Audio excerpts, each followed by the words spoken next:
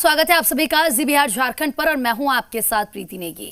विधानसभा चुनाव की तारीख जैसे जैसे नजदीक आती जा रही है, सूबे में सियासी पारा भी गर्म होता जा रहा है। सभी दल के नेता एक दूसरे पर आरोप प्रत्यारोप में जुटे हैं और इसी कड़ी में जेल में बंद आरजेडी सुप्रीमो लालू यादव ने अपने अंदाज में ट्विटर के जरिए नीतीश कुमार पर निशाना साधा। उन्होंने कहा कि बिहार में अब हिंद महासागर भेजल जाओ का 15 बरस के नाकामी के खाली गाल बजा के छिपाई बा। उन्होंने आगे ट्वीट किया कि ए नीतीश तू थक गई बा, अब जा आराम करा। तो देखिए किस तरीके से यहाँ पर लालू यादव ने सीएम नीतीश कुमार पर ट्विटर के जरिए वार किया है, निशाना साधा है। और उस स्टेटमेंट को लेकर, उस बयान को लेकर जब नीतीश कुमार ने कहा था कि बिहार समुद्र के पास नहीं है, यानी कि जो इसके बाउंड्रीज है वहां पर समुद्र नहीं है, तो इसी को लेकर ये निशाना साधा गया। क्योंकि आपको वो स्टेटमेंट याद होगा कि बिहार में इसलिए बड़ी बड़ी इंडस्ट्रीज सेटअप नहीं हो सकती हैं क्योंकि बिहार के जो बॉर्डर्स है, यानी कि बिहार के किनारे पर कोई भी नदी या फिर महासागर नहीं है।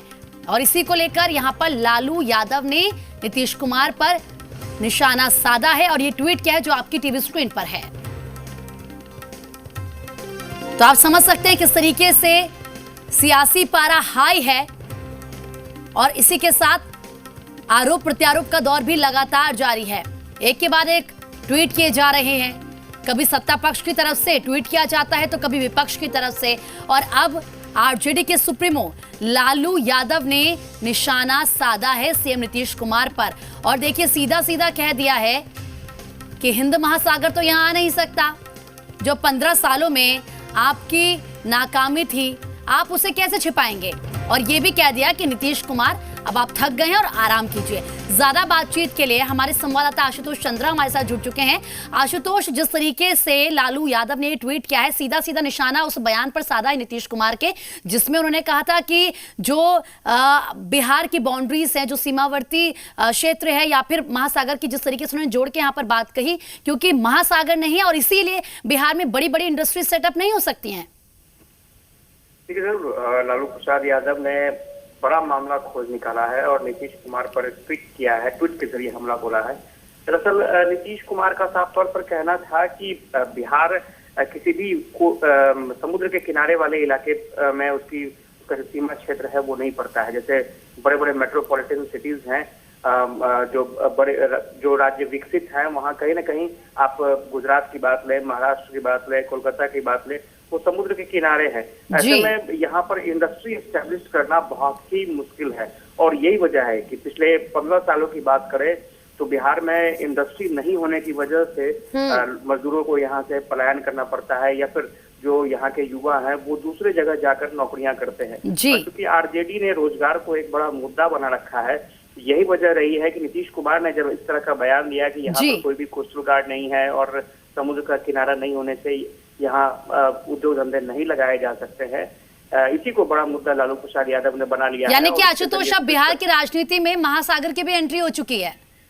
देखिए जरूर आतंकवादी, उग्रवाद, वामपंथ, अब राम रावण की भी एंट्री हुई, अब महासागर की भी एंट्री हो गई है और आने वाले समय में आप देखेंगे कि इसका दायरा और भी बढ़ता जाएगा और भी बहुत सारी चीजें, बहुत सारे ऐसे पहलू रहेंगे, उनकी भी एंट्री होगी जिसके बारे में लोगों ने सोच नहीं रखा था। जी आशुतोष, देखिए ना किस तरीके के जो स्टेटमेंट दिए जा रहे हैं, एक तरफ क्योंकि अब पुराने बयानों को ही उठाया जा रहा है, जाहिर सी बात इलेक्शन में तो यही होता है, एक तरफ सीएम नीतीश कुमार का इस तरीके का बयान, दूसरी तरफ अगर हम सुशील मोदी के उस स्टेटमेंट को भी याद करें जब उन्होंने कहा था कि लैंड नहीं है इतना, तो थोड़ा सा अपने आप में कॉन्ट्रोडिक्ट नहीं कर देता इनके बयान को?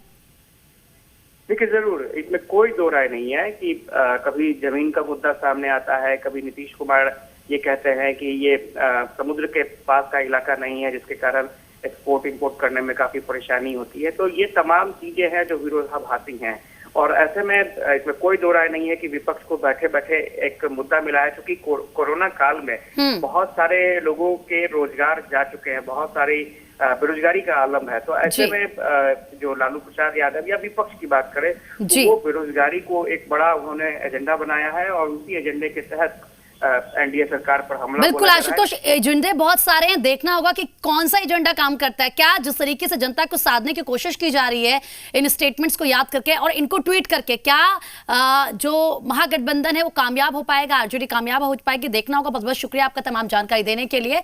और लालू के बयान पर किस तरीके से सियासत तेज हो चुकी है, चलिए आपको सुनाते हैं। आदरणीय मुख्यमंत्री जी कह रहे हैं कि बिहार समुद्र के किनारे नहीं है, इसलिए यहाँ कोई फैक्ट्री नहीं लगेगा। ये ज्ञान बिहार की जनता को दे रहे हैं। 15 वर्षों तक सत्ता का मलाई खा लिया। पंजाब, हरियाणा, मध्य प्रदेश समुद्र के किनारे है। तो आदरणीय लालू प्रसाद जी ने ठीक ही कहा है कि अब हिंद महासागर को उठाकर लाना पड़ेगा।